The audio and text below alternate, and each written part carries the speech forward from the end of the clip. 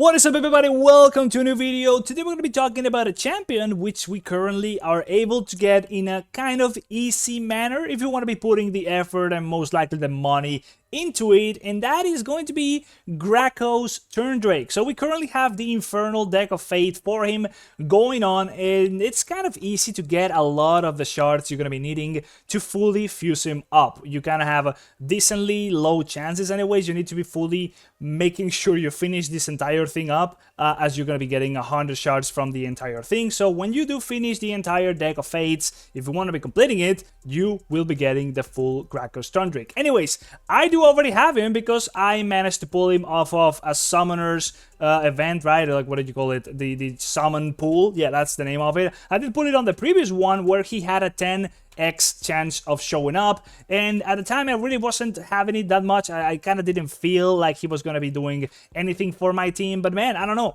He does have very mixed reviews here and there. It's not as bad as Lemonisi, but you know, it's alright. Now, Hell Hades does give him a 4.5 review, so let's see what's up with him. If you want to join my team in Raid Shadow Legends, click the link in the description to get a free Narma as well as Anax, Uugo, and Mausoleum Mage as you progress through the game. Here's what you need to do. First of all, log out of Plarium Play on PC and uninstall. Then click the link in the description and register a brand new email. Launch Raid and complete the tutorial, and then go to your inbox and claim your first champ. Don't miss out on your chance to get a fresh start in Raid with a free Narma and 3 epic champs. Click on my link right now. So he's an HP based champion from the Demon Spawn faction Spirit Affinity. Let's see what his kit does real quick before we go any further, right? So he does scale off of HP in pretty much all his abilities, at least the ones that do attack. And then he's going to be doing the following on the A1 single target attack, which is going to be increasing, or rather ignoring, the target's defense, right away. So a decent enough A1 which will be doing quite some damage. Now healing all allies as well with 50, or rather less than 50% HP by 10% of his champion's max HP. So you will want this guy to be beefy as beefy as possible, right? He's gonna be scaling off his damage anyways from HP, so that is entirely perfect. Anyways, his A2 is an AoE double hit, which will have a 100% chance, or actually only 50% chance. No, never mind. Yeah, it is a 100% chance, but that's another thing. It's gonna be ignoring 25% of the defense against targets who are low HP, so that's like a common thing across his entire kit, just ignoring enemy defense baseline. And then here we go, 100% chance of placing a 60% decreased defense debuff on each enemy for 2 turns, right? It's an AoE spread out decreased defense. Really damn strong, in fact, honestly. The second hit will also have a 75% chance, which will go up to 100 again, of placing a block buffs debuff, also for 2 turns. So, yep, a lot of just very good debuffs going on onto the enemy right here. Now, each hit will also be ignoring 25% resistance against targets who are low HP, so the accuracy requirements are a little bit lower, right? So you already have a negative effect going on, or rather 2 negative effects going on right here. I am not too sure if the ignore target's defense is a negative effect, or it's just like a baseline thing, like cannot be resisted. If anybody knows, actually let me know. Then the final thing, it's an AoE spread out increased defense buff on all allies for 2 turns, as well as a block damage buff on all allies for 1 turn. Straight up block damage is insanely valuable. It's gonna be on a 3-turn cooldown, right? You could potentially see some shenanigans with him being used in some sort of unkillable teams. I don't think so. But anyways, this could be a thing where you just like, he's gonna be providing quite some just value to the team in general with increased defense, block damage buffs, decreased defense, block buffs, debuff onto the enemy, and just a little bit of healing onto the A1 together with quite some damage if you're gonna be getting the effect here going on, of course, on the ignore target's defense. And if things are low, it's gonna be getting just a little bit more an easier time having less accuracy requirements, right? If you are going to be meeting these enemies are low kind of requirement. Anyways, he also has a passive over here where it reads as, if any ally has more than 50% HP and is under any buffs blazed by this champion, which of course they will be, then that ally is going to be dealing straight up 10% more damage. So you're scaling that damage percentage, or just straight up enemies are going to be doing, or your allies are going to be doing, rather, excuse that, more damage simply for this guy being in the team, right? That is, of course, if they are high HP, which is most likely going to be happening very often.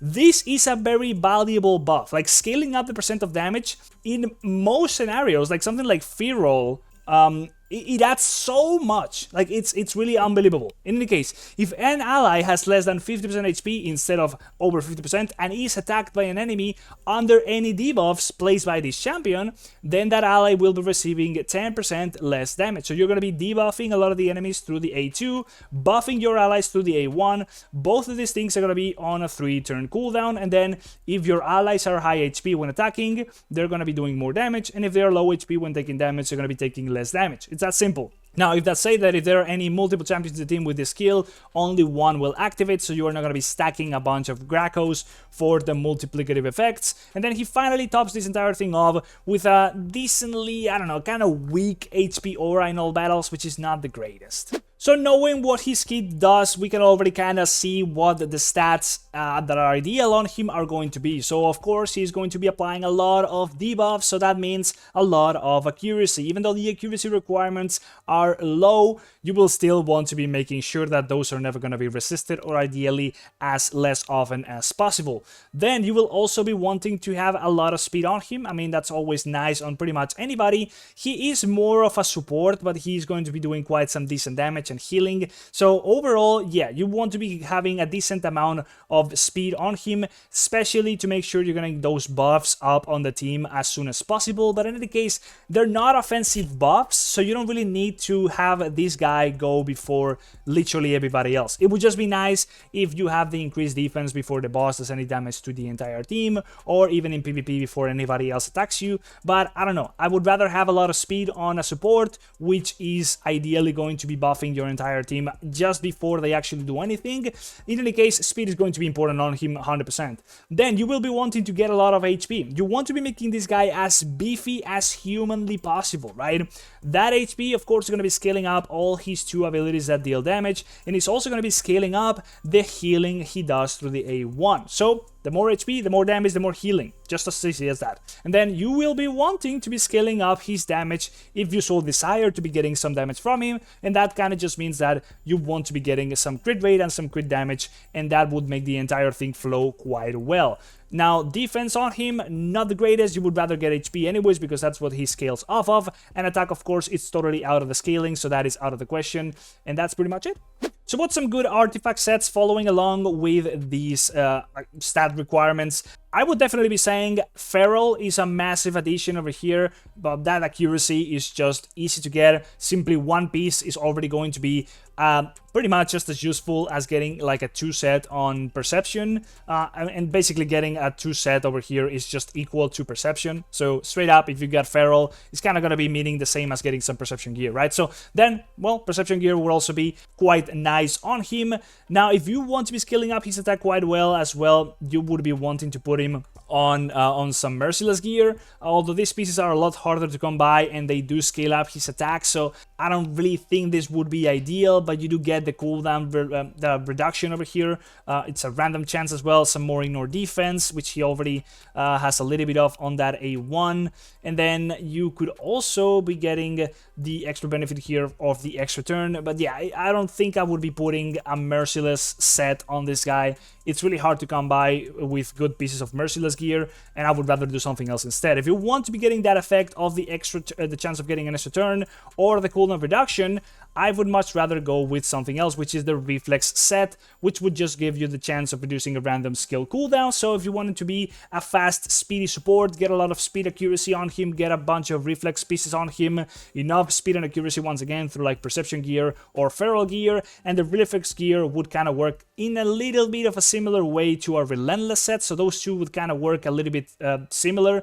In any case, yeah, that is what I would put on him usually.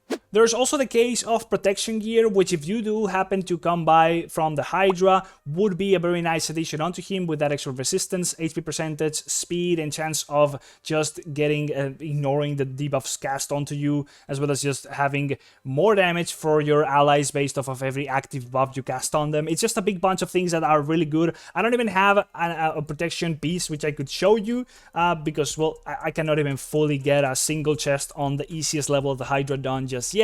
But in any case, if that was gear that I would be considering putting on him, I think there is better champions which I would rather put that gear on.